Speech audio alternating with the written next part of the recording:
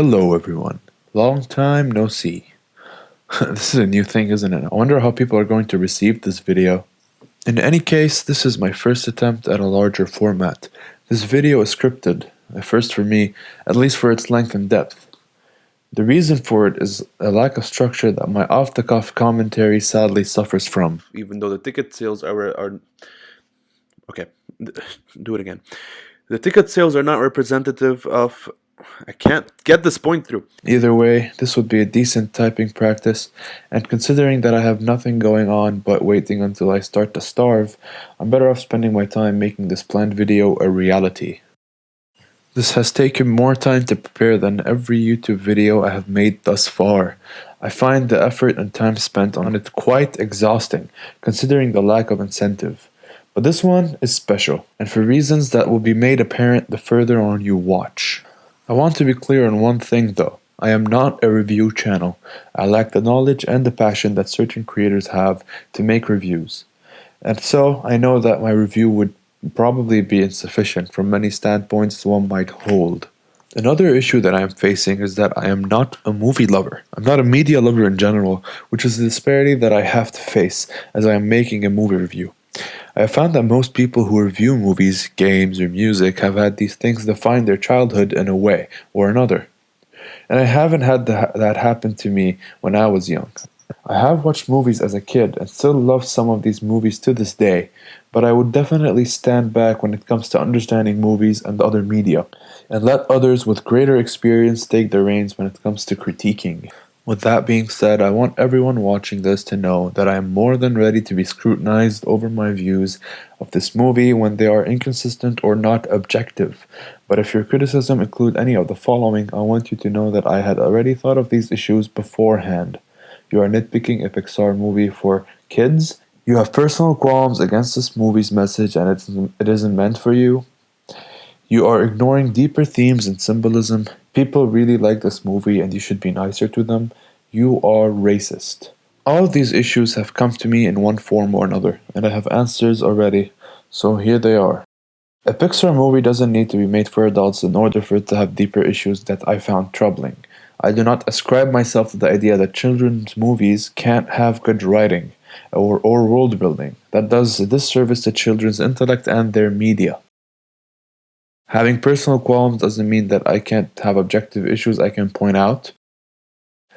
The video is mostly going to ignore deeper themes and symbolism that the movie holds, and that other reviewers have mentioned. I am not one to usually care about that stuff, although having them pointed out is kinda neat. I hold that the themes of a movie don't excuse bad writing, and that themes are all over all stories. If themes excuse the way they are delivered, then Neil Breen is on par with Martin Scorsese. If you like a movie, that's fine. I like dumb movies too. That doesn't mean that I think these movies are infallible, and that I expect no one to have issues with them.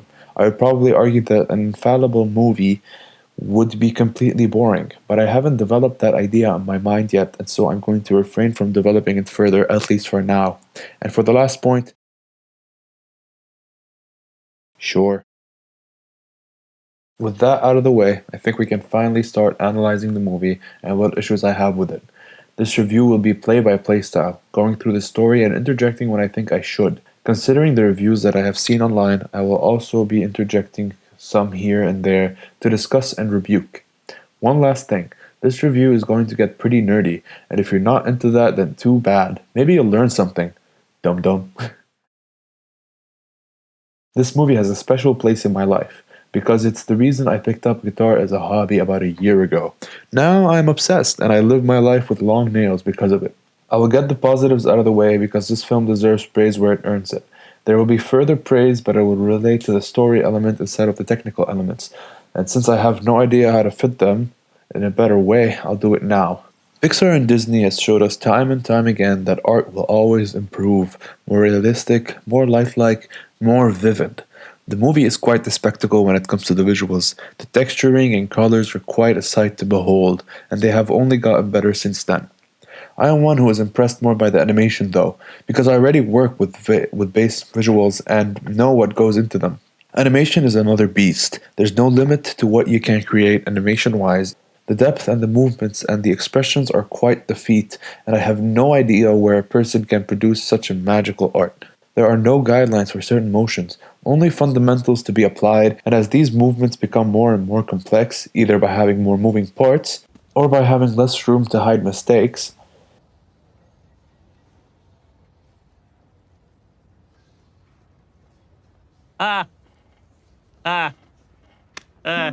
we end up with a never-ending sea of potential. All the while, the basics can always be improved and refined. Animation is one of those fields that I find fascinating and extremely daunting, and so that's why it's not my field of work, even though I had considered and learned some of what goes into it. Sadly, though, a movie is not just the skin on its bones. Ha. It's a whole organism, and just because you have enough calcium doesn't mean that the rotting zombie on top is comparable to Henry Cavill. Given enough time and budget, any top professional in the field can create era-changing art, and therefore Disney have set a standard that few companies can contend with. We are in a time where what we can create has now become highly specialized and refined. Whether or not an indie movie creator has the writing ability of a god doesn't mean that their work will make it to the main stage, because people now view lower budget films as ugly and unimpressive.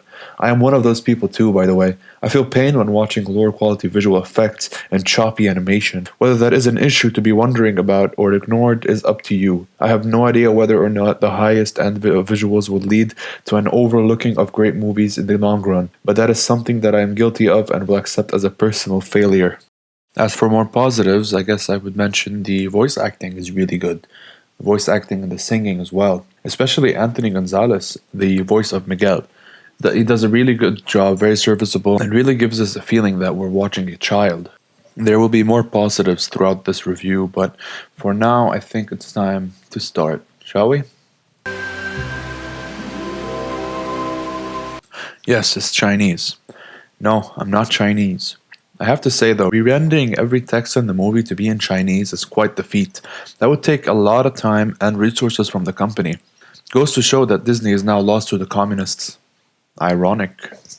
Now I really appreciate the animation style of the backstory on papel picado, as they're called. Although Disney has done this before, for example Hercules, it's still visually impressive, if not a paint-by-numbers strategy at this point. But he also had a dream, to play for the world. And one day, he left with his guitar and never returned.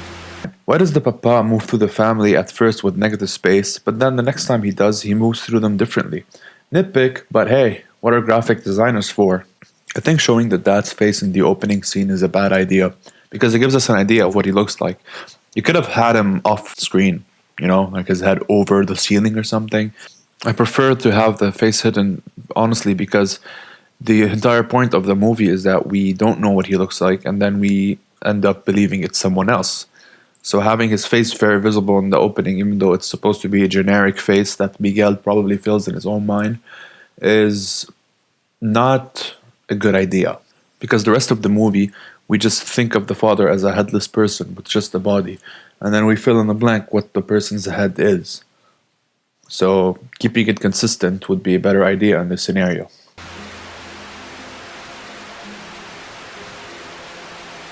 He didn't have time to cry over that walkaway musician. After banishing all music from her life? I cannot believe that a grown woman that has lived an adult life and reared a child doesn't understand that music isn't the issue here. It's your deadbeat asshole of a husband that did that. But I guess we need to make conflict happen, so fuck it, she hates music. She found a way to provide for her daughter. Wait, so she didn't have a way to provide for her daughter beforehand? I can't believe that the father performing made them money to survive, but was that the only way they made money? That makes him a massive asshole then. Did he not leave them any savings?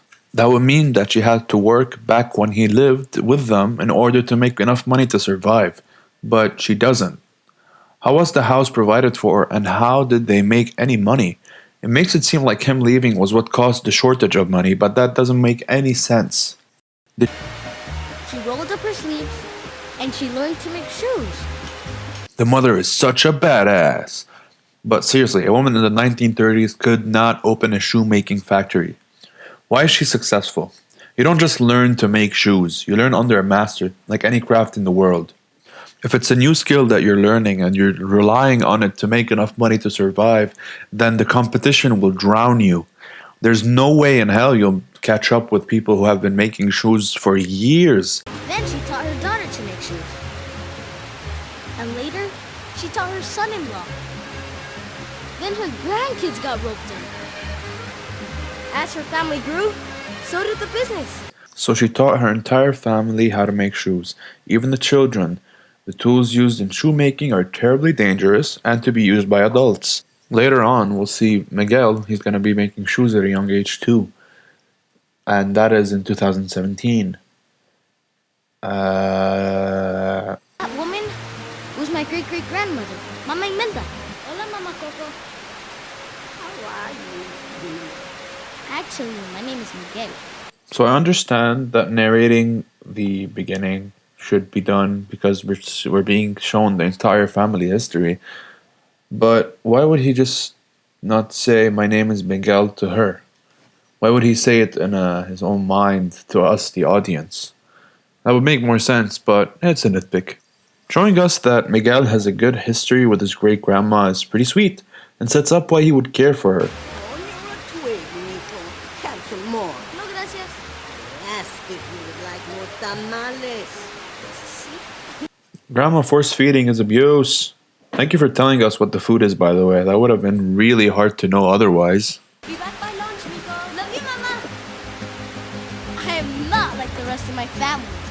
Here's where my belief in the movie's message being about family and care and love crumbles. The kid is working. He is underage and should be in school. There's a mention of him going to school, but this is taking place in 2017. They show him running around to set up the world and to show us Mexico. And token Pixar shit on the street, but the kid is going to work till lunch, so at least 3 to 5 hours of non-stop shoe shining. I don't know about you, but the last time I've seen a child shoe shiner in a movie, it wasn't framed as a positive. It was never good. It was always framed as either a form of abuse or a sad reality because of bad luck, like a sick parent, for example. This movie instead is telling us, look at these pretty surroundings. Look at how happy Miguel is. Ignore the fact that when he makes it to his shoe shining spot, he's going to bend over for hours working a job that isn't meant for him in our modern day. And this movie takes place in 2017, according to the director, Lee Unkrich. Now, what does this movie want me to think? It's Mexico? Get over it? It's a different situation there, and so there's no reason to wonder why child labor is a thing there? Well, let's put it that way. Child labor is considered bad even by the Mexican government. Child labor is considered bad by the standards of most of the modern world. Saying it's Mexico, get over it, is a fallacy. Because what about other cultures and their traditions? The Dani in Papua Indonesia have their own tradition.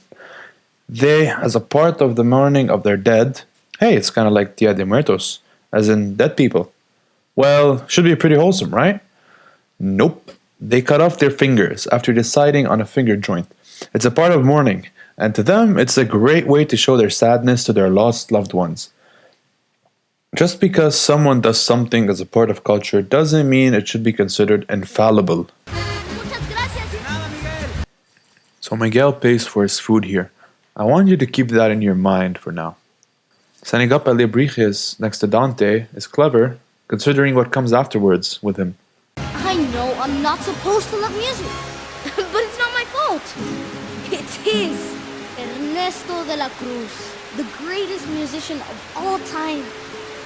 Berry Plaza, the young Ernesto de la Cruz took his first steps toward becoming the most beloved singer in Mexican history. And he looks up to Ernesto de la Cruz, the most famous musician he knows. Are we watching the same film? Ernesto has a statue, shrine, his guitar propped up, and his grave taking up most of the place as it's put in its own room. Ernesto is very popular. To the city for sure, but even if we ignore the tourists being introduced to the statue, we still have the land of the dead. That's basically built for De La Cruz. Everyone there knows him. He's the biggest celebrity there, loved by all, sells out stadiums, and is the main act for the most important Mexican celebrations performance. He's basically like Paganini or Beethoven of his time, revered by all, dead and alive. And he wrote the best songs. But my all-time favorite, it's Remember Me being his most popular song is stupid. It's a shit song. The music is bad, the lyrics are stupid. The music is my language and the world is mi familia is a better song than Remember Me.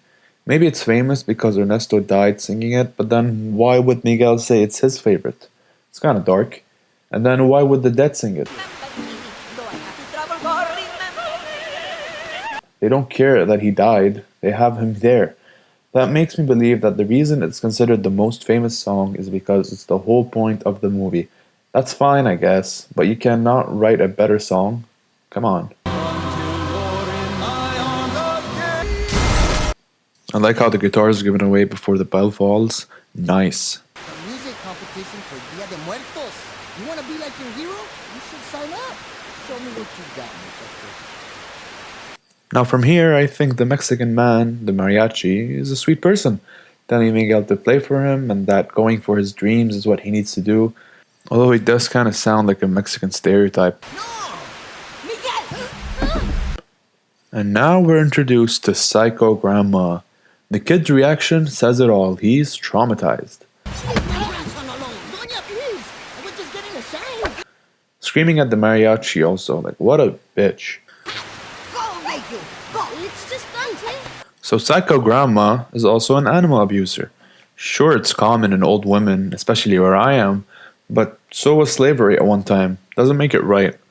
It seems like the movie was setting her up to be evil but misguided. Instead, she is just a good person that doesn't understand Miguel. Here we see the girl's reaction, and I'll mention a missed opportunity. There's gonna be a few, and this is one of them. So the girl's character, a goody two-shoes girl who could act as an antagonist, but then learns of the beauty of music and comes to terms that she is fearful of her family's potential reaction as opposed to actually believing that she is like them, considering that she learns violin quickly afterwards. The two other young kids are bullies to Miguel. Why not use them as either a motivation or a perspective shift? The family as a whole is very one note. Only the oldest grandma and Coco have characters. So they're going to the Ofrenda room, and we've seen that Coco has been outside in the sun.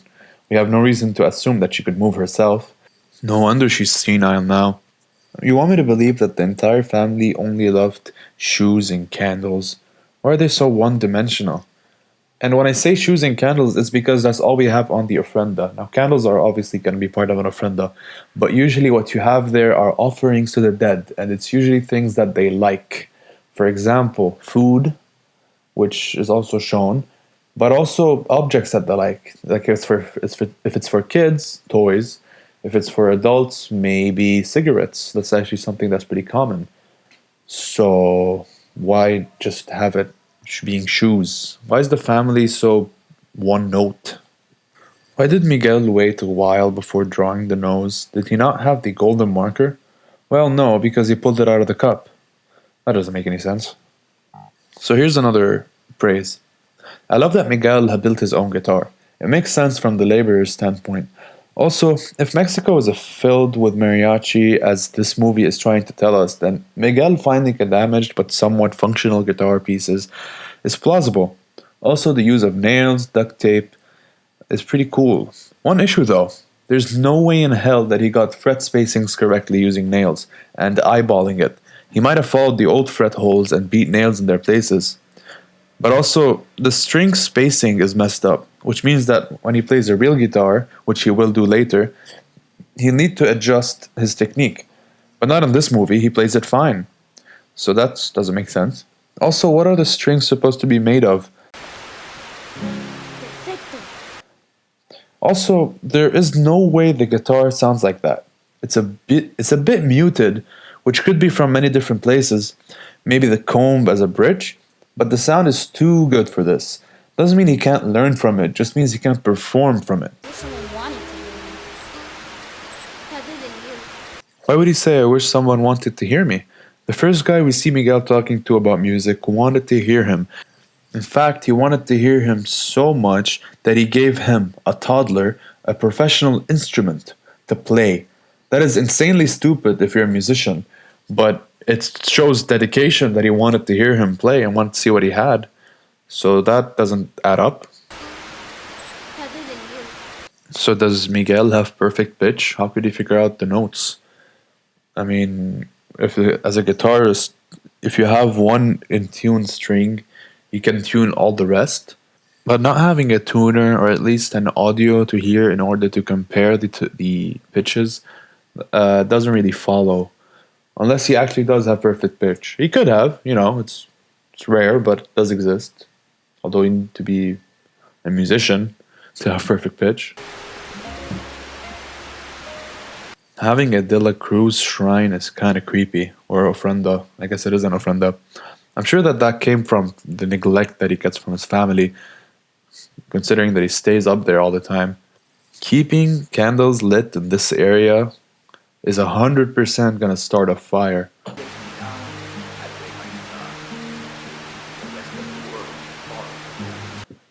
Miguel playing guitar watching De La Cruz is really sweet. I have no issues with the scene, I actually really like it. Only how does Miguel edit the movies? I mean, maybe they're publicly available, so who knows. One thing I would like to mention is that Miguel obviously bought all these things with his money. Does that mean he has a salary? Is it the money that he makes from shoe shining? So the only reason he is working is to buy Ernesto merch. So is this his job, prescribed by his family, or his own choice? Well, afterwards in the movie, we see the family try to promote him to shoemaking. That makes it sound like shining shoes is a stepping stone to making them. Therefore, his entire earnings shining the shoes would probably be given over to his family. And then he is given an allowance. I don't know how I feel about the company that makes and doesn't necessarily shine shoes take credit for one employee's work. That if promoted stops being offered. You can tell by the shoe shining box not having the Rivera name on it, it is a completely singular endeavor. And until the two kids grow old enough to have coordinated arm movements, no one will be shining shoes for a few years. So it's not a service that they offer. As Miguel is running from his family with his guitar, how did the other one holding the table not see him? You want it down by the kitchen? More shiny shoes? You will be making them every day after school. Making shoes after school, according to Dad. This throwaway line is used as a safety net to not criticize the writers. There's also no evidence that the Rivera family is struggling financially at all. So that's an inconsistency. But with that in mind, let's keep going. Considering that schools go from 7 to 4, and then he has 1 hour of homework on average, and then 30 minutes of lunch, that leaves him from 6:20 to start learning to make shoes, 6:20 p.m. But having to sleep at 10 to maintain 8 hours of sleep to be healthy. So a kid, after having spent his entire day in school, needs to work 3 hours and 40 minutes every day, and full days on weekends in order to improve his shoemaking skill. A genius can't function for that long. I haven't been in school in a while, but I think my school can be compared to a Mexican school, since it sucked from an educational standpoint. Most of the things we were taught I had to relearn alone, and when I was lucky I'd meet a teacher outside of school for that. Now, unless Miguel and his parents are okay with him failing and possibly dropping out, I doubt they would want to take away from his potential to becoming an actually educated person. This would make sense in the 1930s, not in 2017. You don't need to be rich to be educated. You need to have time, passion to learn, and shoe shining at a young age is perfect motivation to become educated.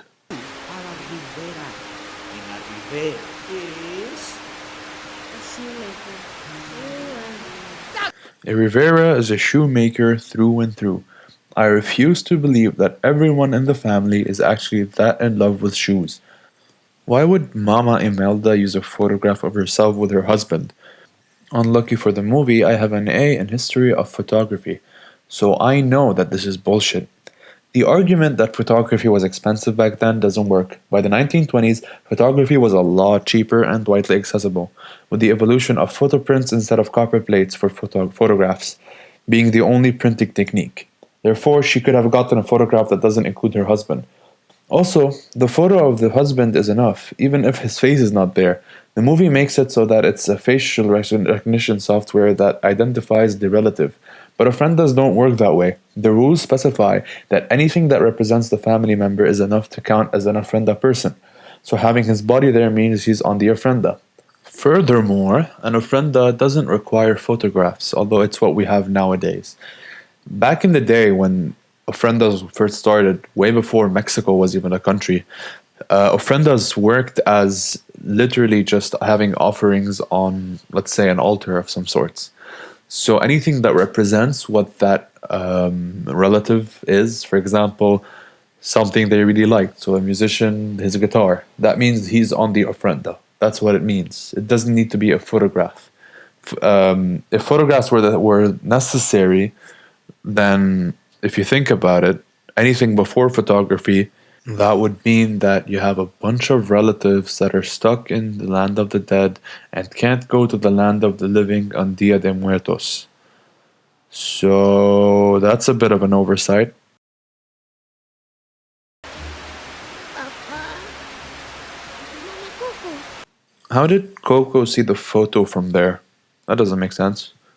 Moving on. I'm gonna be a musician. Now that's the dumbest plan Miguel could have come up with. Why would he think that Ernesto being the dad would change anything? It's that he left that pisses off the family, not his identity. A grandma that attacks any music source doesn't care that their relative is famous, and he knows that. He definitely knows that. She attacked a mariachi in front of him. He knows that authority will not affect their opinion. This is played for what? That he's emotional now and he's like happy that he's his grandfather? That wouldn't happen. I doubt it would happen. It's a working child. He has seen things. He knows shit. He's way more mature than his actual age. So that wouldn't happen. I mean, it could happen, but I wouldn't believe it. Oh, poor guitar. Please don't throw it that way. All that time he spends in the plaza. All that time he spends in the plaza. He's not there for fun. He's there on a job. He's a child laborer, forced by his loving family to work. We've never known anything about this man. But whoever he was, he still abandoned his family. This is no future for my son. Dad says it plainly. Fuck who the person is. Leaving kids behind is enough to make you the ultimate evil. You want to end up like that man? Forgotten? Left off your family's ofrenda? I don't care if I'm on some stupid ofrenda. The visible gasp of not wanting to be on an ofrenda is weird. A kid saying something in anger and sadness doesn't warrant a shocked response. And I know that I said earlier that he's a kid, but he's way mature for his years. But don't think of it from our perspective, think of it from the family's perspective, because they're all older than him, so they think of him as a child, right? I'm not being a hypocrite here, I'm being honest. Mama! There. No guitar, no music. Am I supposed to think that the grandma doing this is part of caring for a family? Did she do this to seem more caring, or to show how much more righteous she is? The father kinda tries to stop this, but man, who's bothered to stop this crime? The idea that family has right to your own property as a kid just because you're a kid is disgusting. And don't give me the old generation shit either. No one broke anyone else's shit without repercussions throughout history, whether violent or otherwise, no matter who they are. As a viewer, I'm not looking at this as an extreme kind of caring gone too far. I'm looking at this as an abusive person that doesn't see the world beyond her own biases and morality. You showing me the grandma afterwards going, "Oh come," only proves my thoughts further.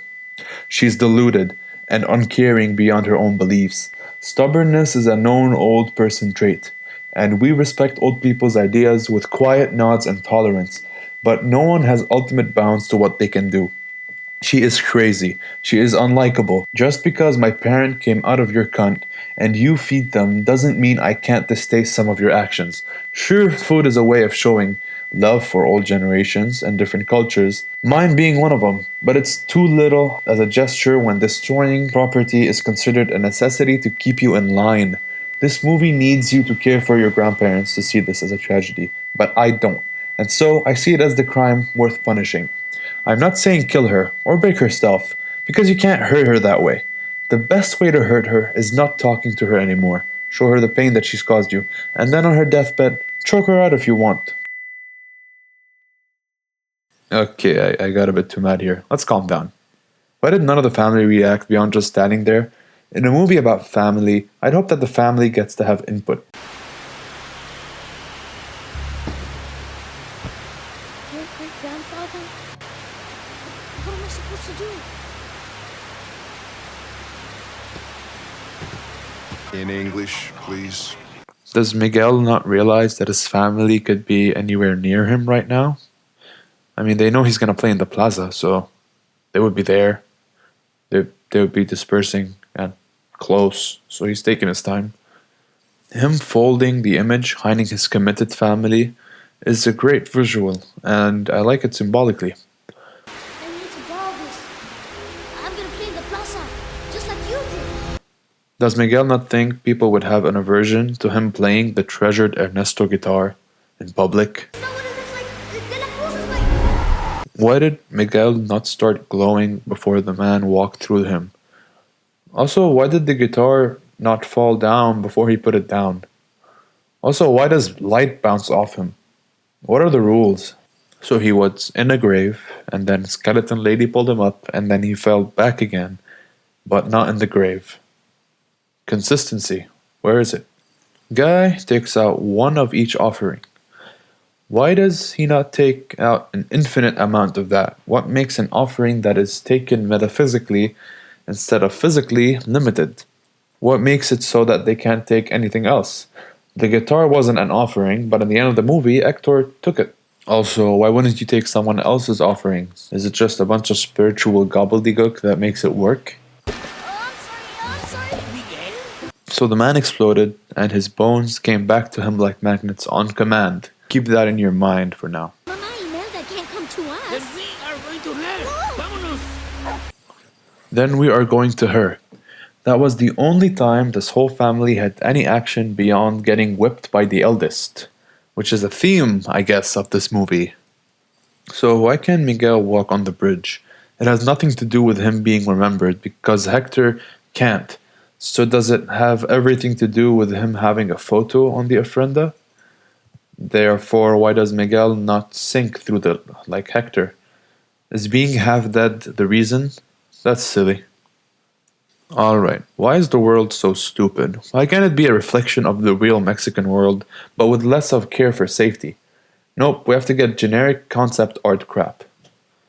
The only interesting thing is the use of Mayan-style pyramids here, but why not have more clever design by incorporating all types of Mexican buildings ever since there was building?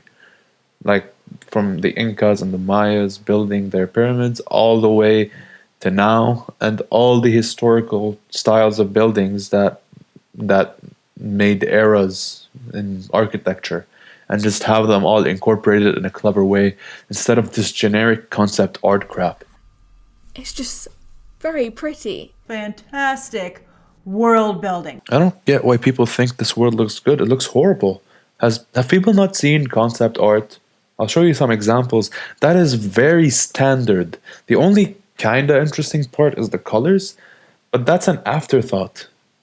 Colors don't come before you start working on the design of the building itself, and everything here just looks super forgettable. Another world building issue: where were all the materials needed to build the city?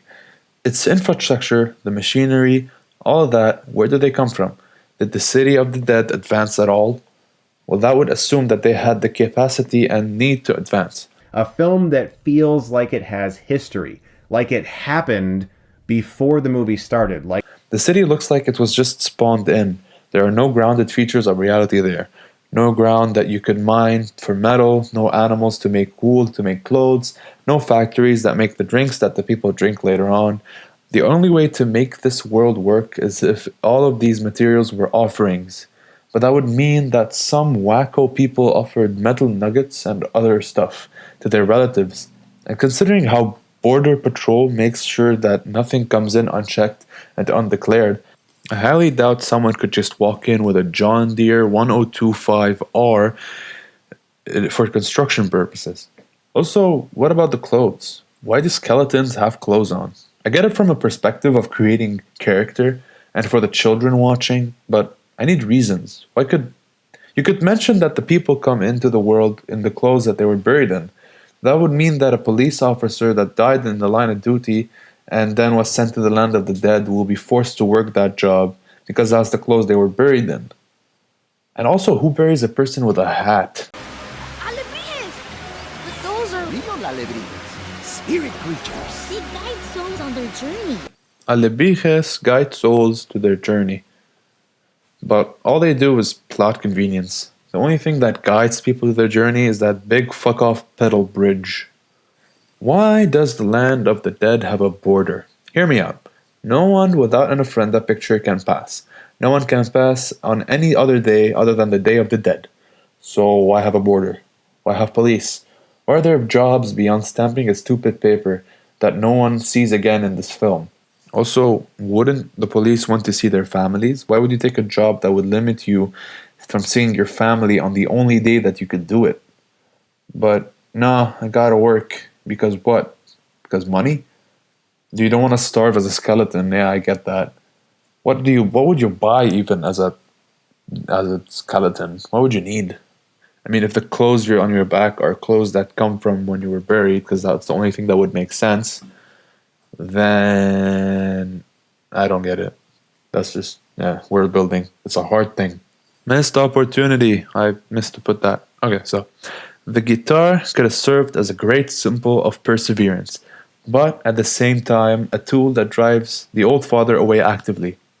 So Miguel copying his grandfather's guitar is a literal copying of his steps and becoming more and more like him, by busking and going through heartache from missing his family only to slowly succeed as his father did, and before doing the ultimate sacrifice of leaving his family behind for good, which could have symbolized by him getting his grandfather's guitar, for example, after a series of slowly improving ones showing his slow departure from his family, only to see himself turning into someone he doesn't want to become, his great-great-grandfather. Then he could learn that to be part of a family is to sacrifice what you want, be steady, and give up on your dreams for others. Obviously, that means that the family will have to give up on music hatred too. Learn to enjoy music while continuing the family tradition of making shoes. This is a good family movie, not this hack shit. It's not nice to stare at. I think the parts where he's walking on the bridge and everyone's reactions around them is pretty accurate, and I like it. Makes sense. Why would the technology used to find whether or not the person passing through is on the Ofrenda be a facial recognition software? Skulls are unique to people, but no one can tell if a skull belongs to a person by sight. There are muscles and tissues that cover the face, and not to mention fat, and they give it its shape. Does that software add that and then it detects the real face? What if someone's photo is taken before they had an accident that caused their skull to change shape? Skulls change shape naturally when aging too. The jaw gets smaller and the head gets smaller. How does a photo taken years ago, like Coco's mother, still apply years later on after a photo was taken? We know that she died years later after growing the family business. Does that mean that she died looking the same? Because her skeleton is the same shape. Also, why are the people in the photos so similar to their skeletons? The only way that would work is if they died months or days after they took the photo. Beyond that, how does the machinery have a connection to the Ofrenda in the first place? Spirit Wi-Fi? I'm also going to have to restate this again. It should be noted that Ofrendas have no rules to them. Realistically, an Ofrenda needs to have signifiers that tell us who the person is, and offerings. The big one is photographs, but also personal items. That solves the obvious issue of what about all the other ancestors? Where do they fit in? Are they all stuck and forgotten in the land of the dead? Are they not allowed to pass? According to this movie, they are forgotten and abandoned. Photography is only 200 years old, or about. If people live to 100, that's 2 people ago. Where's Coco's mother's mother, father, uncles? Are they forgotten forever? No one mentions them. I guess they don't matter in a family movie. It should also be mentioned that there are, I think, 4 relatives at the bottom of the Ofrenda. You can see them there, and I have a question. Where are they? At first, since I'm not really 100% knowledgeable about Ofrendas, I thought maybe they were alive, because there's a guy that kind of looks like one of the people in the photos. So I went to Reddit and asked on the subreddit Mexico. And yeah, I got insulted for asking such a question. Apparently, it's offensive to put the photo of a person that's still alive on an ofrenda, and it could probably mean that you want them dead. So ofrendas are strictly for dead people. Where are they? Also, Coco has a husband. Where's he? Where's the husband's family? Do we ignore them? I don't get it. If you want to tackle such a big concept as the dead relatives that are in the land of the dead, then why ignore a massive portion of the dead family? Especially considering how the dead family are so useless and not really important to the plot. You can just have them.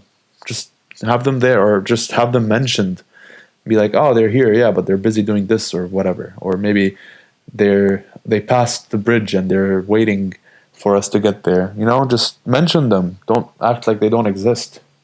So I like the design of the skulls. They have drawings on them, but I thought bones were just bones. Could have fixed that with a scene dedicated to people drawing on their faces, you know, to keep with the Mexican tradition of having skulls with art on them. That would actually be very interesting, like a form of tattooing the face, because that's where the influence comes from for having such decorative shapes on skulls. So that would be a good idea for world building as well, but let's ignore it. Yes, it is I, Frida Khalo. So whiskey this. I'm on so many ofrendas that I just overwhelmed your clicky fingers. So why is Frida Kahlo appreciated by anyone, really? It's not that she became famous after death so that we had no idea what she was like, but she was famous when she was alive. She had major issues.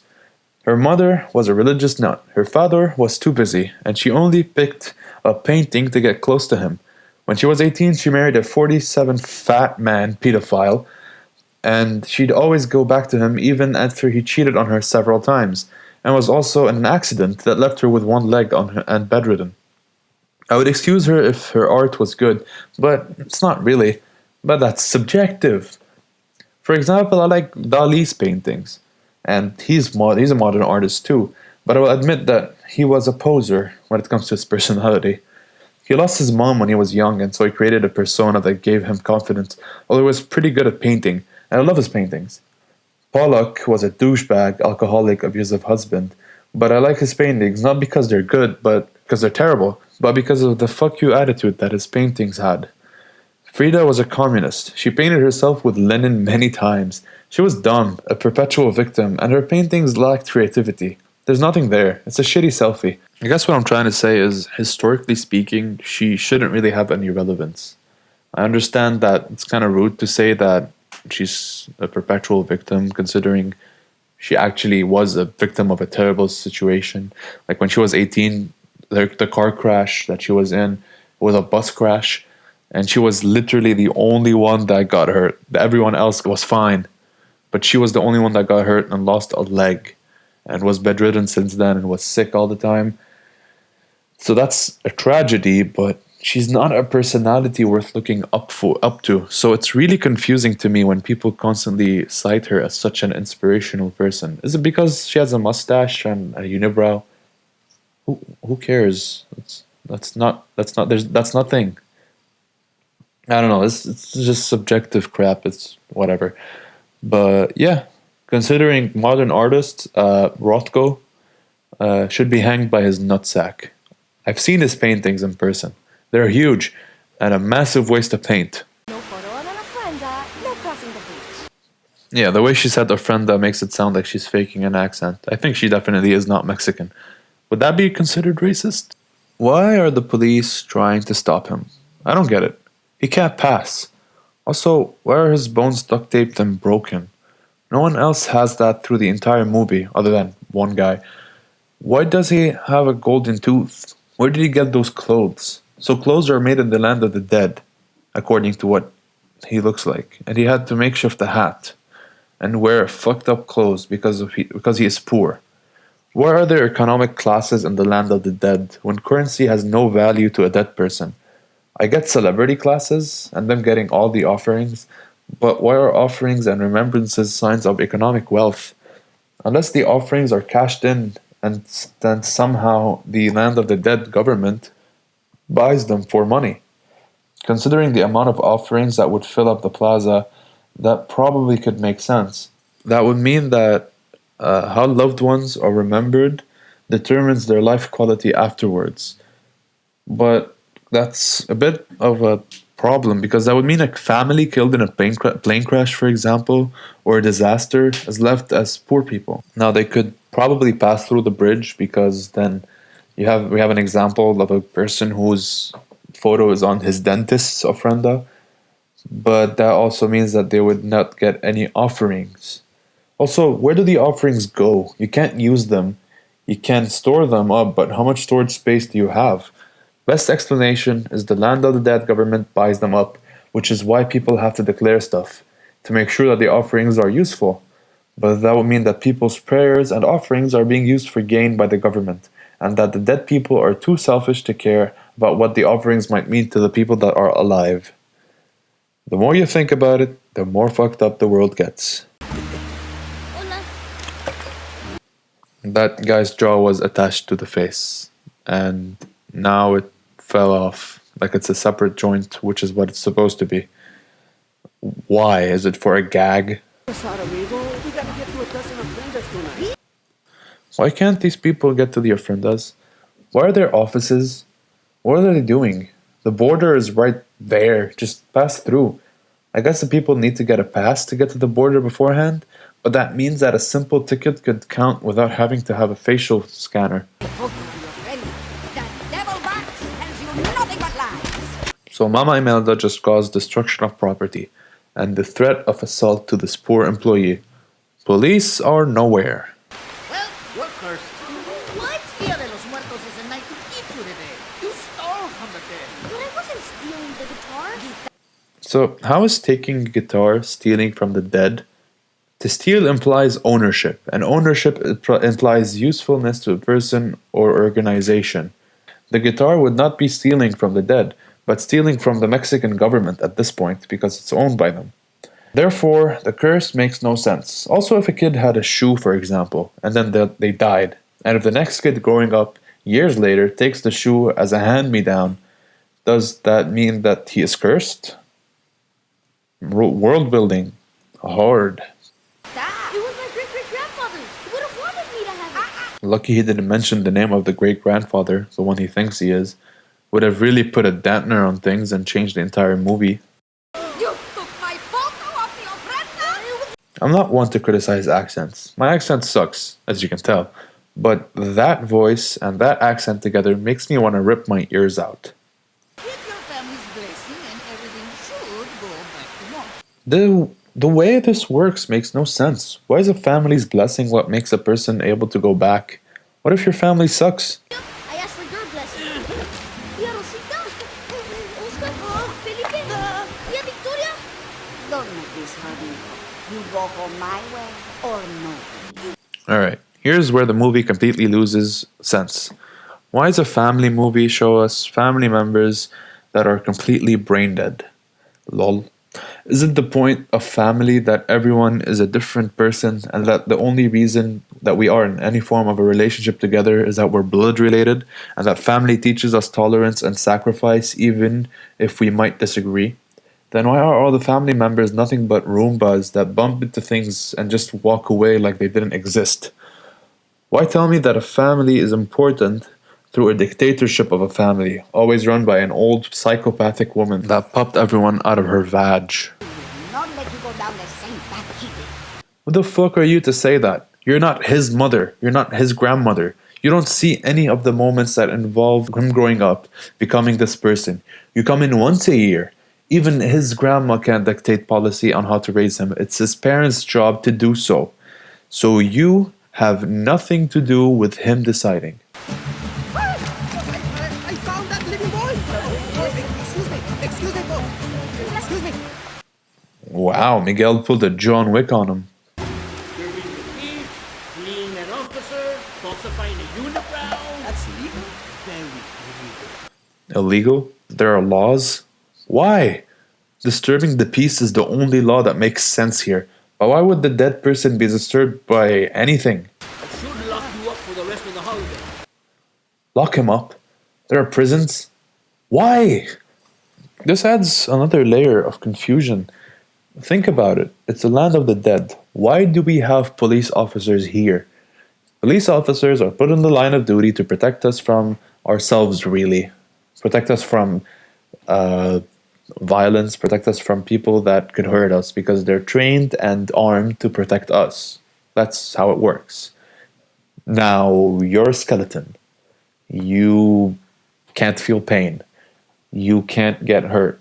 The worst thing that could happen is you lose your femur for whatever reason that doesn't make sense. Why would you then have police officers everywhere? Why would you have law enforcement? Why would you have government? There's nothing needed for safety. No one is needy there. It's a land of the dead. They don't eat. All they do is drink alcohol somehow, which is fine. I'll give them that. But everything else doesn't make sense. What? Can you give me any causality, any reason why you would have law enforcement for dead people? Because the bridge doesn't allow you to pass either. Now, I've heard people say that the reason why we have the whole border thing is to symbolize how Mexicans are trying to move into the US and having trouble at the border, some weird thing like that. Now, I'm not really knowledgeable about these things. I'm not from the US, so just ignore that. I'm just looking at what the movie's telling me and coming to conclusions. And I'm concluding that this movie isn't really holding up. Why would Hector be breathing? There are no lungs there. I mean, it's endearing from an animation standpoint, but just nitpick, whatever. I'm moving on. I need my spirit now. Pick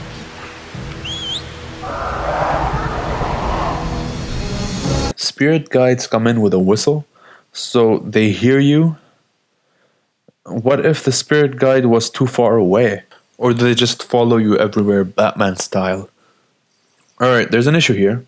If an Alebrije is a helper of the family, or at least a person, there's no way Alebrijes would be allowed to be dangerous, or else the police would ban them.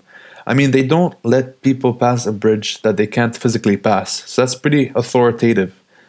But somehow Grandpa Julio is scared of the Allebrije. The only way a skeleton could be scared of a thing like that is if the skeleton could be hurt somehow. Maybe Alebrijes can hurt skeletons, because they're from the spirit world or something. In which case, the Allebrije is a piece of shit and a biased party.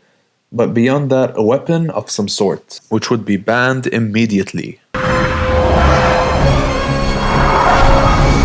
Why is the Allebrije so bloodthirsty?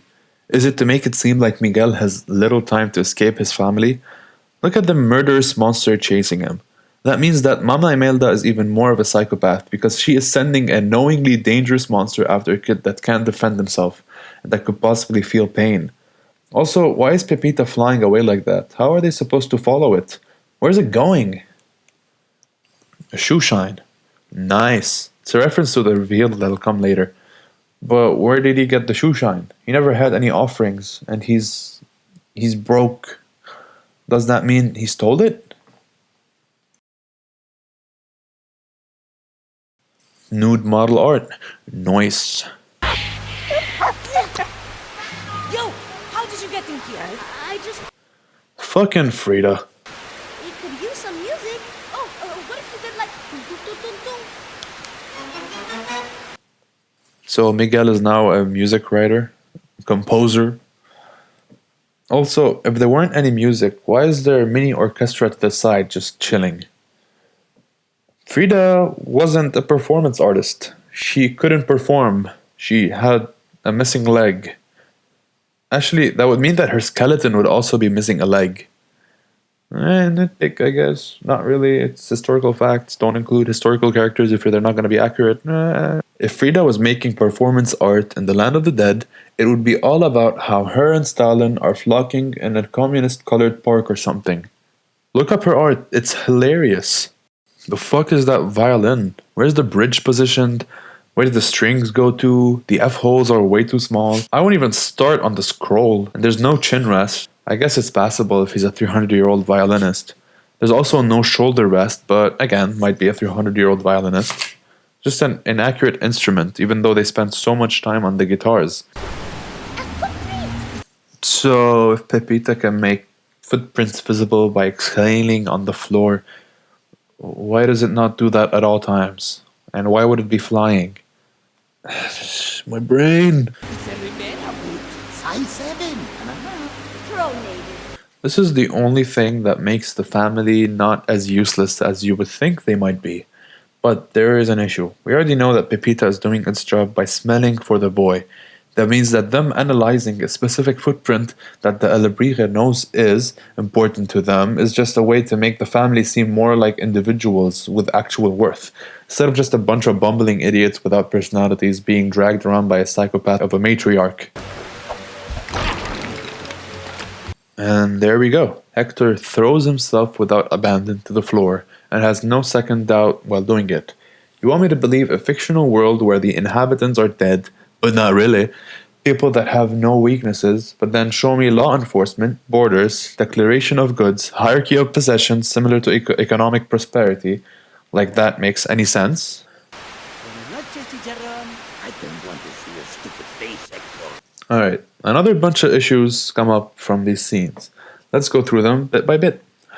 1. Why does the world work like that? How does one being on an ofrenda cause them to have a better life afterwards, besides the offerings giving them a certain privilege that they can't achieve? That means there are two possibilities here. Either the Land of the Dead government gives more attention and care to the people with the ofrendas by building them houses and ignoring the rest, but that would mean that people without ofrendas, because of a natural disaster for example, would make them less likely to be considered positively from the government. But then how does Mama Imelda not lose her privileges? I'd imagine a personal Allebrije is quite the privilege, so does that mean that she would have it taken away from her? By the way, that's my dog scratching himself, so ignore that. I took his collar off, should be good. Alright, so where were they? Now that is just speculation, but another probability, more realistic for view, is that the Land of the Dead government uses the Alebrijes as a currency, and that somehow buying up the offerings as spirit juice of some sort makes them have the ability and power to build the world around them. And that would explain the slums, people with no offerings to, well, offer. And that means they would have to be loitering all over the place with no home or clothes to live with. Therefore, the government uses some form of welfare to give people houses, clothes, and the ability to, I guess, buy alcohol. That's all everyone ingests in this film. Look at the old man's house. He's got a typewriter, his guitar. Where did that come from? A whole cabinet full of shit? A Day of the Dead dream catcher? I guess a hammock filled with garbage? Where does one get all this stuff? Probably begging, considering his old age. I guess he begged people for any offerings they can part with when he was young, and now he's living in Christian levels of hoardery. Although, it's not that bad. How did he lose his femur? It was my understanding that you fucks can disassemble and reassemble on command. Maybe being on a distance reduces your ability to recall body parts, but Hector was able to control his hand from the bottom of a 3-story building. He could at least roll it over to him. How could you lose a femur as a skeleton that can't control body parts? Where's my femur? You okay?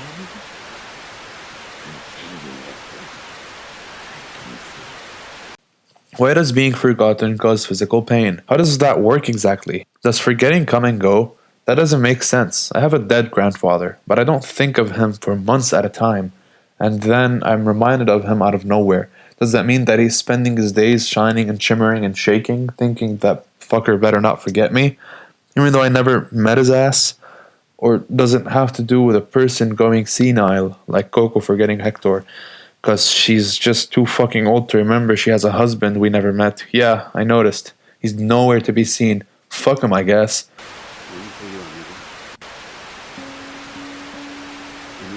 So, Hector is tuning the B string to a fucking nothing note.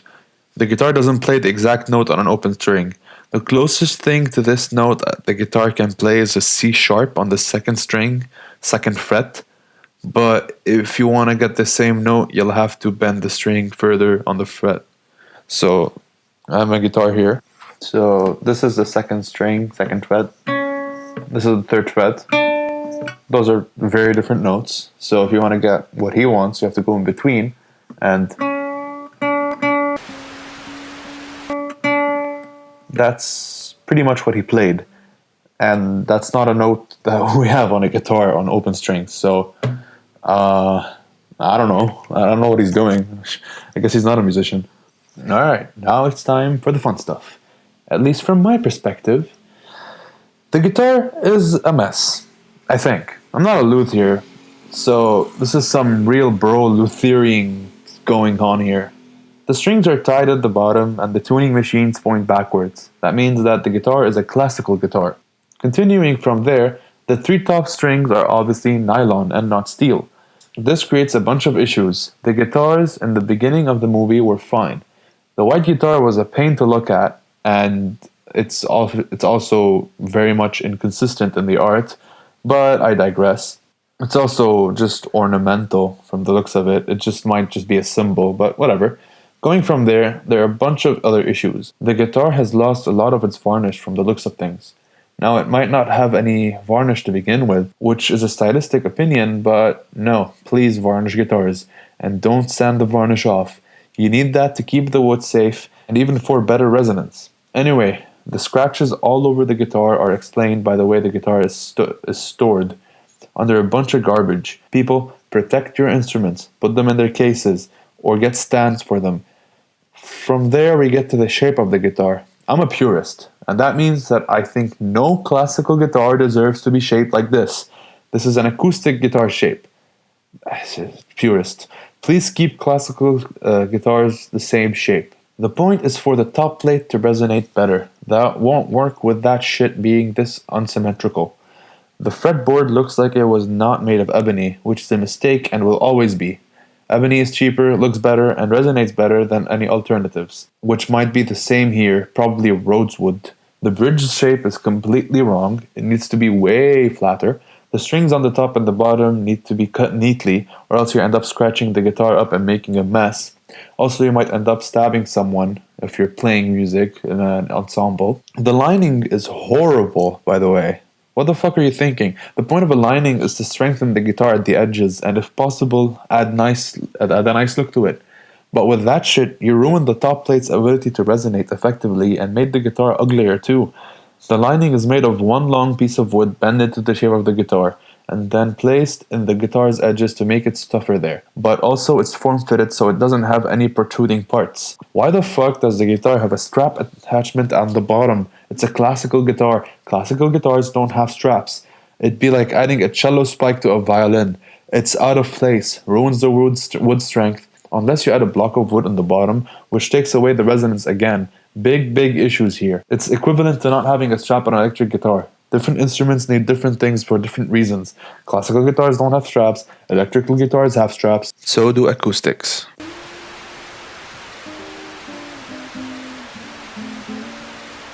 I'm not going to wonder how does a guitar sound if you play it with bone, but what I can say is that the guitar is obviously played with fingers, not nails, and so it sounds pretty bad to me. That's because I'm a nail purist.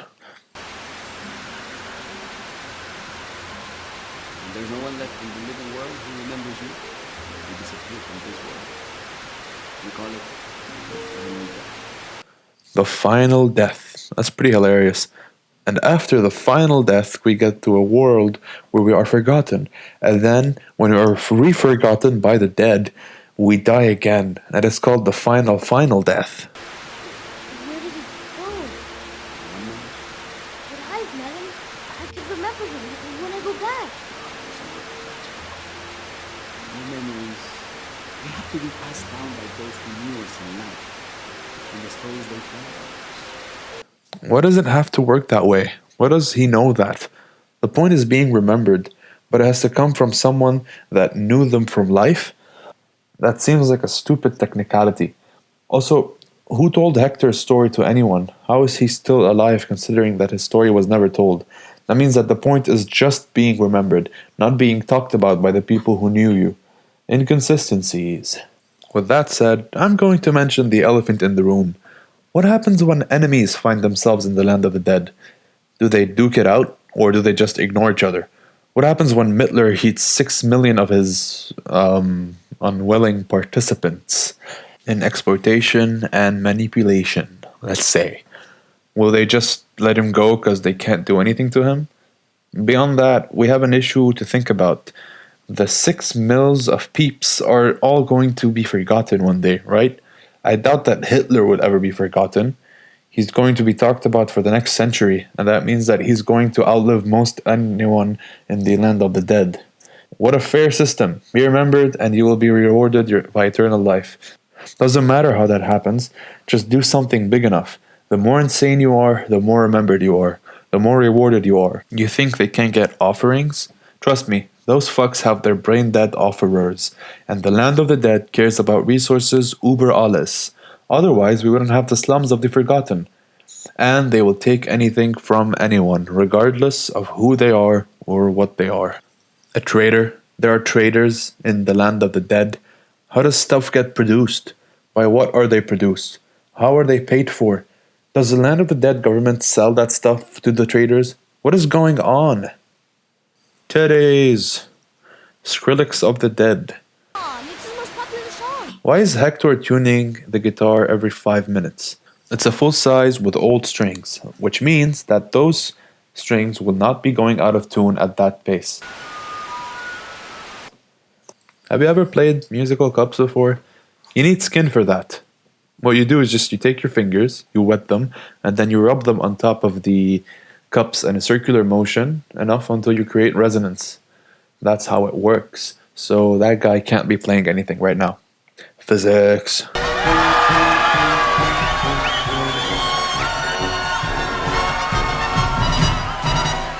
What is Los Chachalacos playing? There's nothing of substance there. That sounds like some prelude that Chopin would have written just to fuck with us. You always this nervous before a performance? I don't know. I've never performed before. What?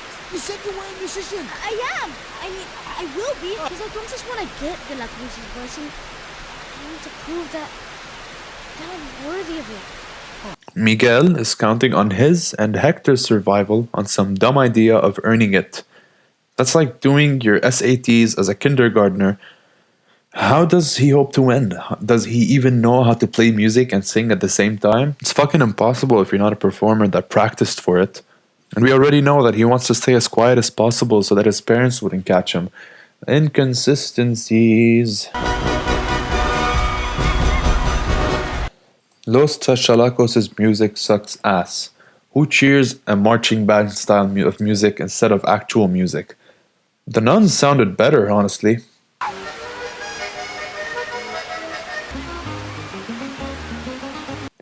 Is he holding a pick? I can't see one. Why is he playing with a pick? It's a classical guitar. Also, I don't want to sound like a big contrarian, but I highly doubt that you can play that fast with a pick. How are they hearing the instrument from there without amplification? You know why there are no guitars in orchestras, right? Because they suck at projection. Even the best ones can't project over double basses, which project pretty badly. So Dante is a spirit guide that is trying to take Miguel to Hector so that he can go back to the land of the living. That's pretty neat. I don't want your blessing. I don't think the movie necessarily meant to make it like that, but the Allebrije Pepita is very much like her dead person counterpart, Imelda. They are both psychopaths, scared to their family but respected by fear and not by love, ruthless and will do anything to get what they want, but then at the end pretends to care about you in order to make you feel guilty about questioning your love for them. How did she not make it through the gates? She's literally bones. What a good choice of music. La Llorona, or however you pronounce it. The song about a mother that kills her kids because her husband was a dick. I honestly couldn't have chosen it better. A psycho great-grandmother that acts as the authority of her whole family, and although she doesn't kill her kids, she kills their entire life's ambitions and makes them tools at her disposal for her fucking business. I honestly feel like her singing was a plan to make sure that Pepita can sneak behind him and grab Miguel while he was distracted. But yeah, I guess she got shocked or something. I wanted to put down roots. He wanted to play for the world. You wanted roots. Are you joking? He's a talented musician who became, supposedly, the world's best musician, remembered in statue form. But not having him go after a dream of music and splendor is somehow smarter, according to you. You're, as far as I can tell, an uneducated woman with no skills at the time, who had a talent for singing the same song over and over again. And your way of putting down roots was to pick up a skill-based profession that people study for years under a master craftsman, and somehow you were successful. You know why there are less and less shoemakers these days, right? It's not an easy job, and to be good at it requires years of work and dedication, failure being the utmost teacher, and it not having any disastrous effect because of a master that makes sure you can learn with little consequence. I'd argue that pursuing a musical career when being a skilled musician and performer would be the smarter job decision, considering the love of music that everyone shares in this universe, than trying your hand at making shoes with no experience, tools, and no connections or name for yourself. I feel like Ernesto having an elites-only party makes sense in the world. This is consistent with his character and the real world overall. You don't want Randys coming at your parties, do you? Poor guitar. Why is the guitar so poorly treated?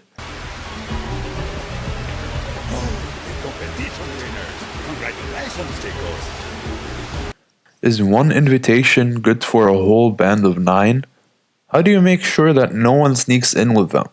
Is there a limit to the number of musicians allowed in a band to win a competition? Why not have the whole city be a band, and then have them all win unanimously, and go into the party with no limits? Tubas aren't storage units. I'm not very well versed in tubas, but that seems like it would break something, bend the metal or something. That's probably the only food source that we see the dead eat.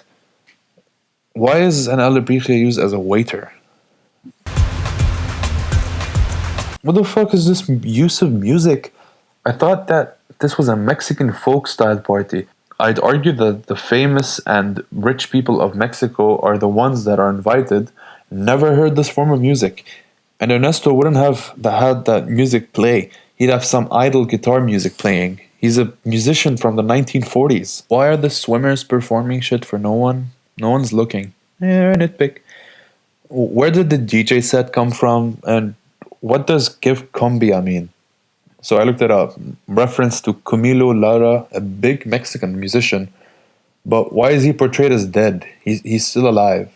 That might be offensive. I don't know. The dog is named after the horse. That's a really nice detail. Why is Miguel climbing the wall? There's a clear staircase right there. What, do you want to argue that he wouldn't be able to pass? He walked through a massive crowd earlier. Nitpick, but not really, because he could have fallen. I don't know.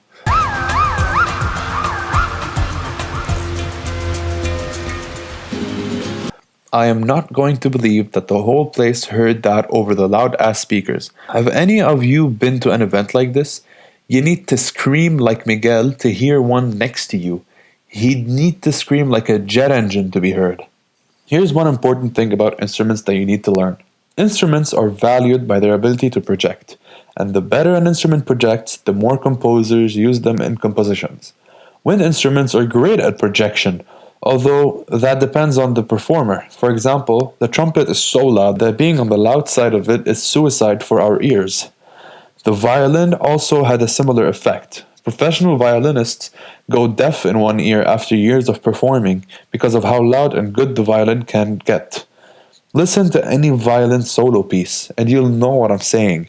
One violin can project over a whole orchestra. That's how good they are at projecting.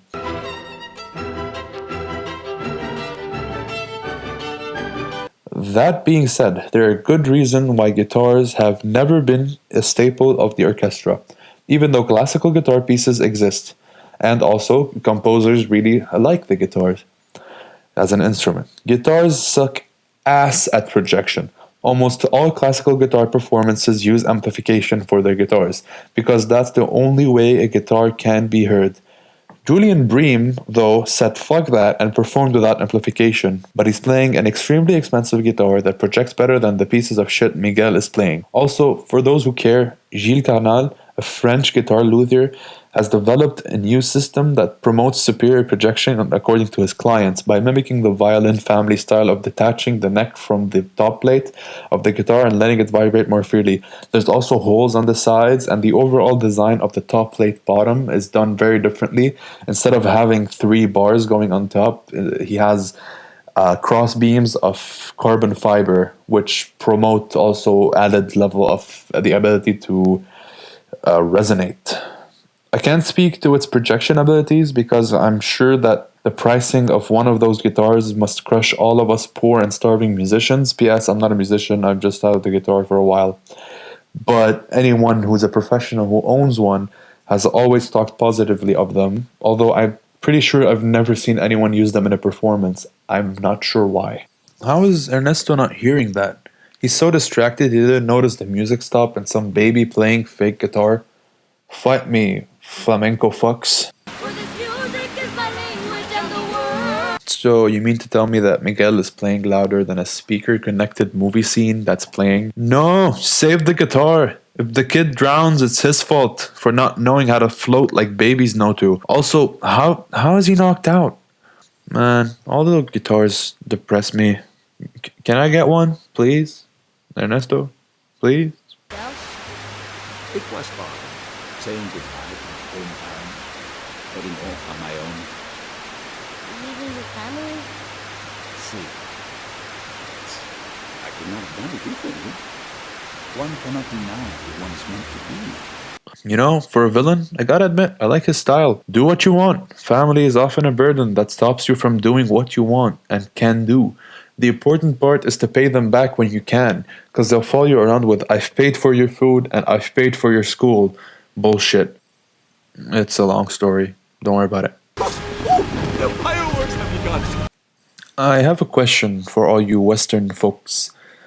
Are you impressed by fireworks? And if yes, why? I'll probably leave a reply if someone answers. I am sorry to see you go, Miguel. I hope you die very soon. I hope you die very soon. Foreshadowing. I like that. Miguel, I give you my blessing. Ooh, I wonder why the pedal didn't light. Also, how does Ernesto know how to give someone a blessing? It's not common knowledge. Imelda had to be taught that, and Ernesto doesn't know he has any family.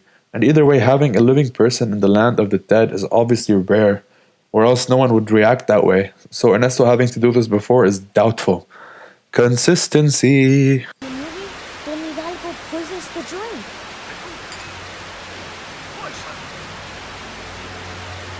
Why would Ernesto copy a scene from his real life to put in a movie? Think about it symbolically. Ernesto in the movie replaces Hector as himself, as the poisoned one, and triumphs over Ernesto, played by that fat ass. Does it mean that Ernesto regrets getting Hector and sees himself as a slimeball fat ass that should be beaten? That is some deep shit, my dude. Reaching our dream, this was your dream. This was your dream? Let me get this straight. You left your wife and daughter with no business to support them, no savings, to pursue someone else's dream? How much of a piece of shit can you be, Hector? And you want me to feel bad for him? This piece of shit cunt asshole. Dog is shaking shit now.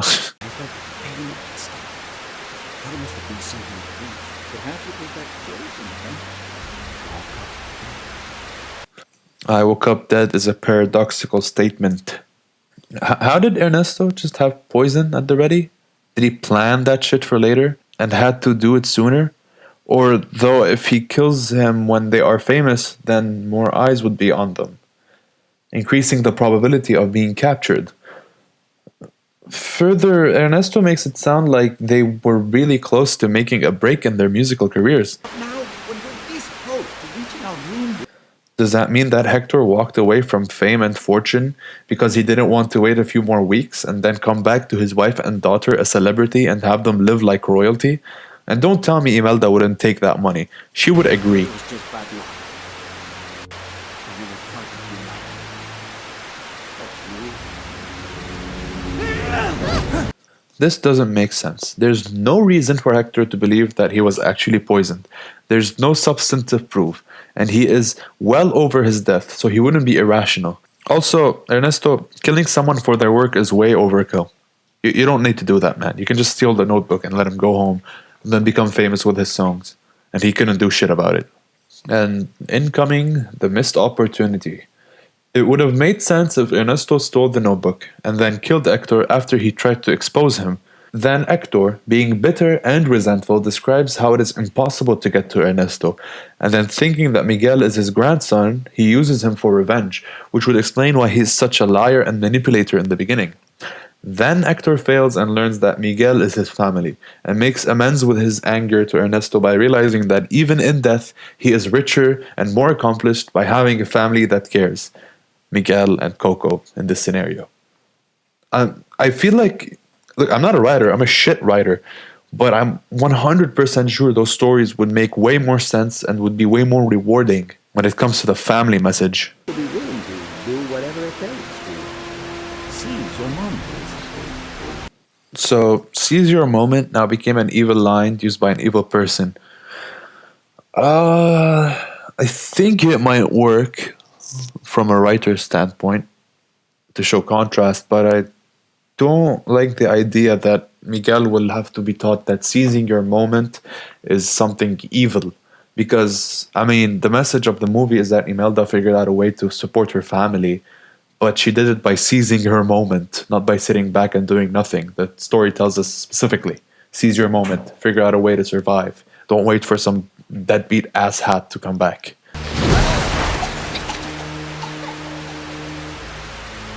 So he can swim? For fuck's sake, movie, decide. Also, imagine if Miguel was placed in an actual jail cell, instead of thrown into a random water hole. What kind of a plan is that, Ernesto? I thought you were a psycho genius. You can't tell me that the richest, most accomplished, and most famous fucking person in the land of the dead doesn't have a way to hold people in captor. Especially considering he has bodyguards, even though he doesn't need bodyguards, but I guess he wants to keep people away from him. But don't the bodyguards have family? The only reason the land of the dead exists is so that people can visit their family, but now there are jobs, and then there's law enforcement, and then there's government workers. The world building is fucked. Wow, he's not just a swimmer, he's got form and shit. Why did he almost die last time?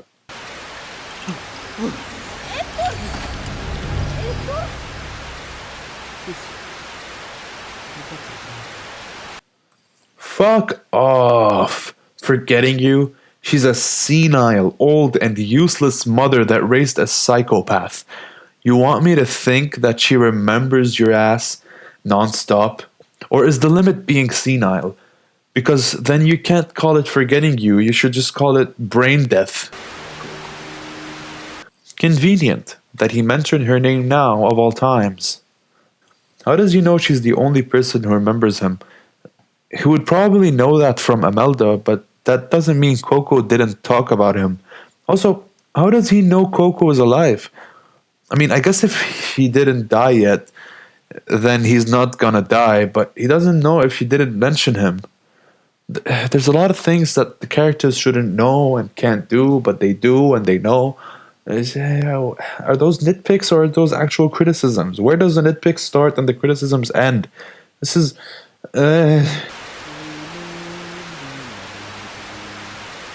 Remember Me as a name of a song makes sense thematically, and that's good. But otherwise, the music video makes it seem like the I'm going to get cigarettes, wait for me here song. The visual adds to that shit. Look at that. It's so fucking good. What is going on right now? You're proud to be related to an absentee father that left for someone else, even though he Even though he had a kid and wife with no economic prospects beyond a talent at anything she wants to try, I guess, and now you're screaming to the sky. What is Jesus supposed to show up? It is Jesus. Dog is God backwards. So, yeah.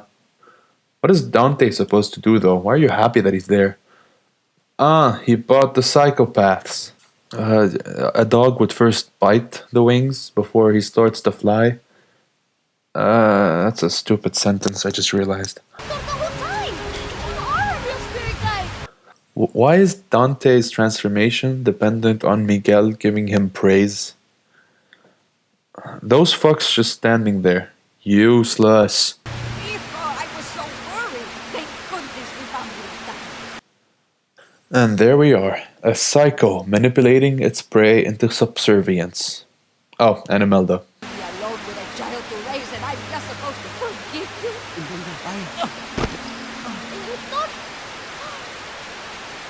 It's not... Please feel bad. Look, he has AIDS. She's forgiving you. She's forgetting you? Why are you shocked? That's exactly what you wanted. Also, why is the moral of the story, don't forget the ones who hurt you? You have to forgive him. But you shouldn't forget him. Your father raped you. You shouldn't forgive, but you shouldn't forget. Because death aids. Like, this movie, it's trying to make you feel bad for Hector, and from the reviews I've seen, By the end, I was a sobbing, weeping mess. No lies, no BS. Cried in this movie. The final 10 minutes, though, I heard people crying all around me in the theater. I heard people blowing their noses. Everyone was just really affected by the last 10 minutes. Hilarious trickster, who really does become a very lovable, sympathetic character when we get to know his history. But at least one day, I'd see her here. Give her the biggest hug. people actually feel bad for Hector. Why? Nothing changed. Even though he was murdered, even though he was going back, he still abandoned his family for someone else's dream. You know what that means, right? If someone randomly came again and was like, hey bro, I have a dream. I want to start a fucking male-dominated strip club. You want to come? He'll just go. He'll just go. But I have no reason to believe otherwise. He doesn't have a dream. All he does is just goes on a whim with whatever the fuck a person tells him to. Maybe that's why he married a psychopath. He just follows psychopaths everywhere because he's got no personality until he was murdered. And now he's I don't know, what the fuck is he now? Just a loser? Good luck, muchacho. Gracias, Frida. Why does Frida agree to help a random kid to topple Ernesto? Even if she doesn't know what he's doing, she won't let him sneak back with no reason. She has a performance. She has something to do. This is her job. She was preparing for a performance. She was nervous about it going well. And now she just let him back for no reason. What, did he explain the history? And she was like, oh, that's a good reason to ruin the entire performance because they're totally gonna believe you. And so do I believe you. I would definitely believe you. I would believe a random family over Ernesto de la fucking Cruz, the most famous person in the land of the dead that has so many fans that want to sneak in the backstage to see him. Yeah, that makes sense. Everyone clear on the plan? Kinda stressful. Give it to Miguel. Send Miguel home. Got your pedals? This is not a plan. This is the goals to the plan. Where's the plan? Anyways, they don't follow the plan. Yeah. Why are they forcing Imelda to forgive him? He didn't leave because he died. He died because he left. The crime was already done. The harm was already done. What is this? What is the movie's morals? I don't believe that a bunch of skeletons would be better at fighting than trained bodyguard skeletons. They all have no muscles. It's all bone structure. Therefore, if we assume it's equal, a person with more experience would use his experience to beat non-experiential shoemakers. Also, this is the only place where the family are of any use, shoved at the end as a throwaway scene.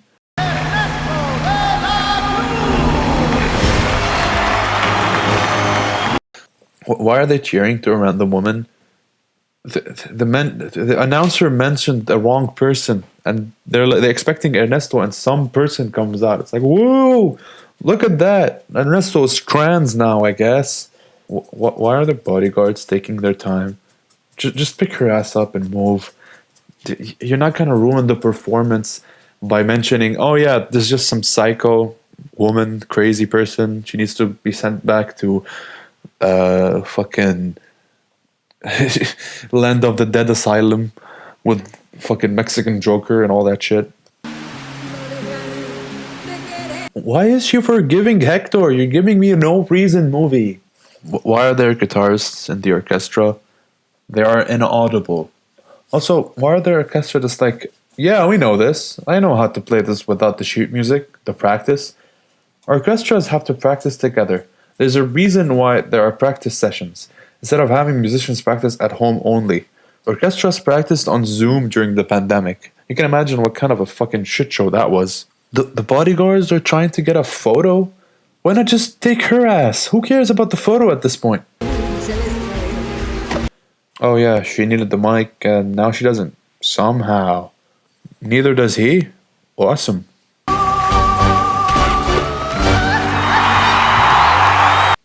How did he feel pain? Movie, please. Decide.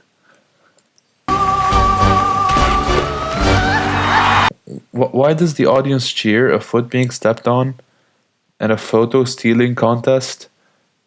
I don't believe that they don't know what's going on. Fuck off. They do know what's going on. There's a jumbotron with the performers on this fucking screen. We all know what's going on. Stop this bullshit trope. Here's the big thing.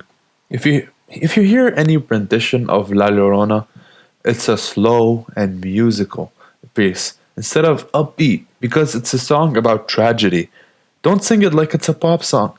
It's like adding lyrics to a funeral march. I mean, if you look at any examples of Llorona, I'll show you some now.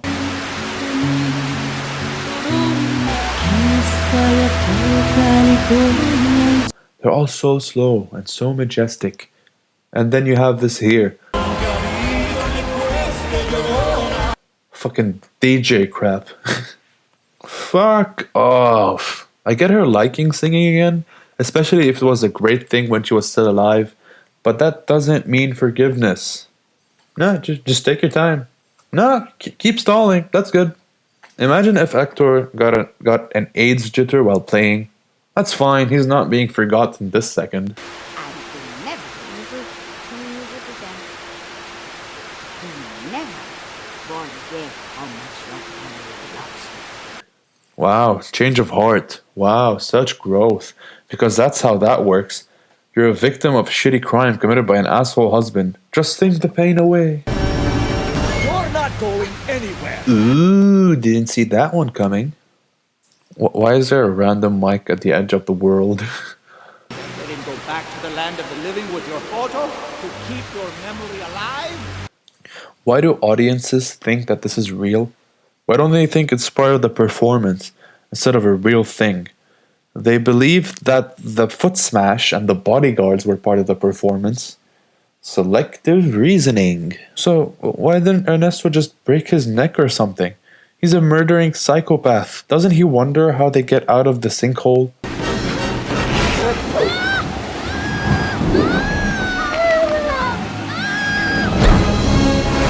That's not how physics work. Also, what a useless Allebrije. I thought they were supposed to be useful. Why is he so small, slow, and weak to do anything helpful? Lucky that the cat psycho is there and is the right size and speed to do this shit. Also, he's almost all bones. Shouldn't immortality from dying be there already? Nitpick. Why did he break his baton? He's like a musician breaking his instrument. Come on, man. No one does that. Is an Alebrije allowed to hurt people? I thought they were spirit guides. They're only there to help spirits. Are you guiding him to his death? Or re-death? How many camera 3s are there? Great number existed, guys. Yes, that did all the difference. He fell down behind the bell, but somehow teleported forward, even though the bell curves outwards. Physics.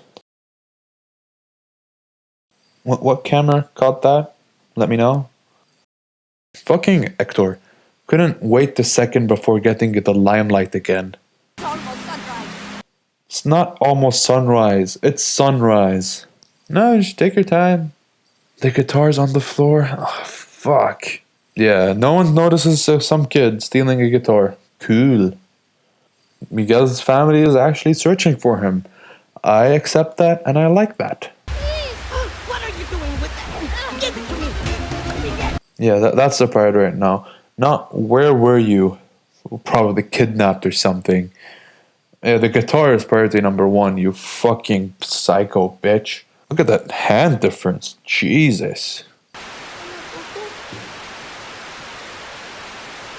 I can't believe how often guitars are desecrated in this music. It's a great film. This is so sad. Who wanted you to have this? Why wait? Your whole identity as a family is fuck music, kill instruments, and make shoes. This is only there because the movie wants the movie to end. I mean, you could say it's set up before because the father tried to stop the mother in a way, kinda. But honestly, from what we know so far, I think the grandma would just knock his arm off and go stab Miguel or something. Yeah, I don't buy it. Look, nothing at all. What are they shocked about? She has been senile for months at least, maybe years. She has moved the whole movie like it's nothing. She's been smiling the whole time too. She's probably tired because no one bothered to move her to bed. Yeah, no one noticed that, did they? It's early morning and she's still in her fucking chair. I highly doubt that anyone in this family would be this happy about Coco and Miguel singing. They would assume that they have been singing in secret together the whole time, which is why Miguel spent so much time with his grandmother Coco. That would be their assumption. And the grandma, Elena, would be so fucking pissed. So would the rest of the family. Everything is set up for us to not believe this payoff.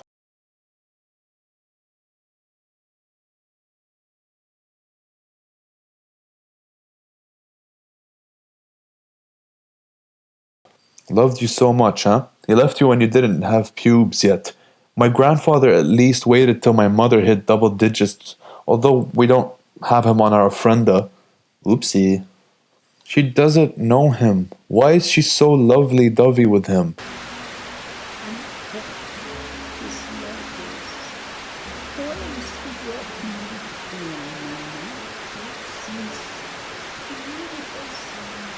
No, the family doesn't care what Coco said.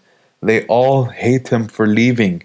This doesn't change anything. He still left. He still abandoned the family. And now you're all like, ooh, let's hear the story and how he was a deadbeat for the 100th time. Nothing changed. The crime was still there. It's still done. Why is this movie trying to do this to us? It doesn't make any sense.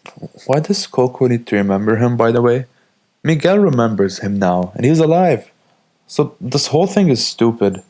According to the logic of the movie, at least. Also, speaking of remembering Hector, they don't remember who he was or what he looked like. They remember his story, though.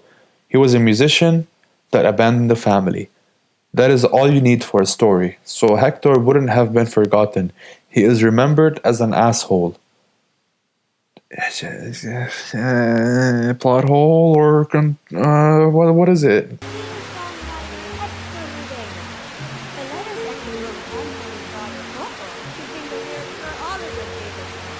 Alright, this is a load of BS. No one would believe that some kid and his great-grandmother's random letters prove Hector's status as a songwriter. Anyone could have faked this, and no one would be the wiser. Even if the letters get carbon dated or whatever, it could have been told that Hector stole the lyrics from Ernesto. Even if they believed that he wrote the songs, that doesn't mean that they would believe that he was murdered by De La Cruz. The town would be like, oh, he never wanted the limelight. Fuck him. We still like Ernesto as a performer, singer, and guitarist. And there's also another possibility. You could just say that they wrote down the songs that Ernesto sang in order to practice them at home with like the notes and shit. There's many ways to explain this. That wouldn't happen because there's zero proof. You gotta love Mexico. Also, the guitar is still state property, but who fucking knows with Mexico? You have turtles with bombs and fucking twins that don't talk. I don't think you'd need 2 photos of Coco and the Ofrenda, but whatever. Why is Hector's photo at the bottom now? Alright, why does Coco look so old? No one in the whole world looked like that. I think it's because the photo chosen is like an old photo of her. So the age you were when your photo was taken is the age you'll be in the land of the dead. But some people didn't have a photo. So does that mean that there's no logic to the movie at all? Why is the average dead there middle-aged? Did they all go out in a street fight? Also, why does Coco forgive her father? Does she still have a senile brain? What? So Alebrijes can travel through the world? Oh, I thought Alebrijes depend on an animal you had as a pet in the living world. Also, why is Pepita a cat in the real world, but a kaiju level monster in the world of the dead? Inconsistent. I mean, Dante is just a regular dog. Whatever. What? Now she likes dogs? What happened? Did she get therapy? Old people don't change. They don't care about modern sensibilities because they don't care what you think of them. Mentally, they just retreat and do their own shit. Obviously not all of them, but a good chunk of them to where it's a stereotype now.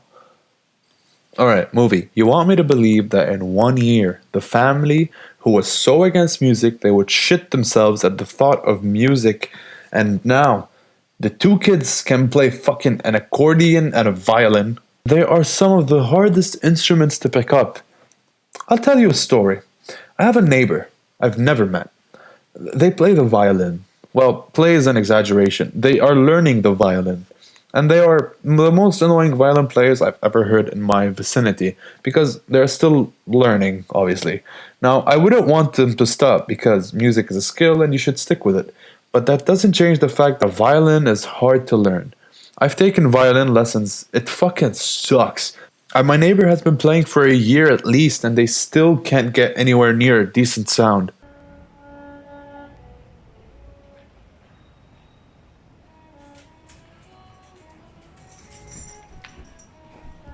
Level up.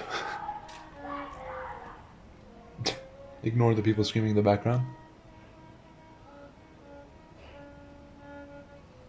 Oh, such great tone. Yeah. Sounds so bad it might be a viola at this point. I don't know. But she's fucking good, I guess. Also, by the way, if you hear the violin she's playing, it's 1,000,000,000% a MIDI. It's so obviously a MIDI. That's embarrassing. Also, accordion. Accordion is extremely difficult. You don't just learn accordion off the cuff. You need classes. With violin too. Stop. And here we are with another inconsistencies. I thought only offerings can be taken by the dead. The guitar isn't an offering. It's literally owned by the family. What stops them from creating a spiritual copies of the whole world at this point? Why can't they just take Earth and make a spiritual Earth? Give me a reason, please. And for the ending, a standard shitty pop music singer singing a song that was sung before in a better way. Well, this was a long video. Did you guys watch the whole thing? If you're hearing this, I guess you did. This was quite the endeavor. Rendering this, I thought was going to be really impossible. It said it took 12 hours, but I think it took more like 8 on my shitty fucking PC. I'm kind of excited to upload this. I'm waiting for the hate. I can't wait for the hate. There's a bunch of issues that I noticed while making the video. And some of them I didn't mention beforehand because I thought they were kind of small, but some of them aren't. So I don't know. Like one of them is, how did Ernesto have a career that solidified him as a great musician and so many albums if they only sang a few songs that Hector wrote? How many songs were in that notebook? Eventually, he'd have to write a new song, doesn't he? I don't know, because I'm imagining that his career wouldn't be like 10 minutes or something. It'd be a bit longer than that. How many songs were in the notebook in the first place? Like another issue is, why did Ernesto not rip the image instantly? Because he doesn't want it to go out, right? He wouldn't just keep it in his pocket. Another way to solve the police issue of not meeting their families is that they don't have or are not on any ofrendas. But that contradicts it there's contradictions for that. One is the bridge walking scene where the cops go and pick up Hector. They do that and they don't sync themselves, so that means they're on ofrendas. And two, there's a cop that mentions he wants to go see his family, so that's inaccurate. Also, how could Miguel take the photo with him to the land of the dead? I mean, clothes I'll give a pass for, because that's been happening in almost every single thing ever. Clothes are always independent of rules, and that's fine. We need that, or else nothing's gonna pass through the censor bar. But if it's what he's touching, for example, because we know the image was on him, then why wouldn't the guitar go too? Also, how did Hector have his own image with him too? He never had any offerings. There's a lot of inconsistencies in this movie. What else? Let's keep going through a bunch of here. I thought imitating Unibrow was very illegal. Like, ignore my dog, still fucking scratching himself. That's the one thing he knows how to do. Yeah, I thought imitating Unibrow was very illegal, so why can't the dancers do it? The music and the performance had nothing to do with Miguel's composed music, so the performance of Frida. If you hear the music and the performance, it has nothing to do with it. The clothes, this is a thing that could prove me wrong. So the clothes could be offerings, because I was wondering where the clothes came from. They could be offerings, but who offers officer clothes? You know what I mean? Why would you offer a police officer's uniform instead of just clothes they really liked? I don't think someone likes his fucking work uniform, but who knows? Anything can happen with a few million people. A few issues. I'm sorry that sometimes you can't really hear some of the dialogue. Honestly, I'm assuming that you guys would have watched the movie before and would rewatch it after you had watched my video, just to be completely. I mean, that's if you're interested in learning why this movie isn't as good as people have shown, which is an issue that I was wondering about. I had no idea why I had made that video, honestly. I just sat down and started writing after the second time I watched the video, because I really didn't like it, and I kept finding more and more issues.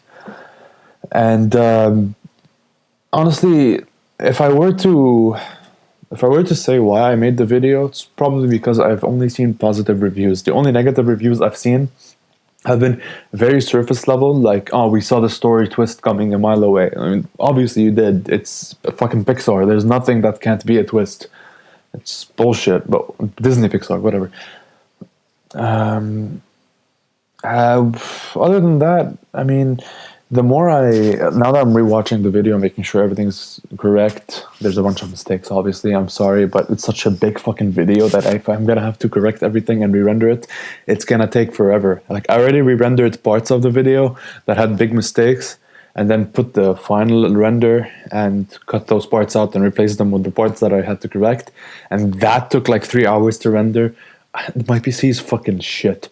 But anyways, I'm glad that you guys would have watched it so far. I'm happy that anyone would have made it this far. And thank you. I'd hope to get some death threats. Should be funny. If I do, I'm gonna make like a compilation of death threats. That'll be fun. Beyond that, I don't really have much to say. I mean, one thing I would say is I've noticed myself going a bit too deep sometimes. Like, I felt like I was getting a bit too nitpicky, a bit too in depth, and I kind of found myself being somewhat similar to CinemaSins at some points, which I don't want to be compared to.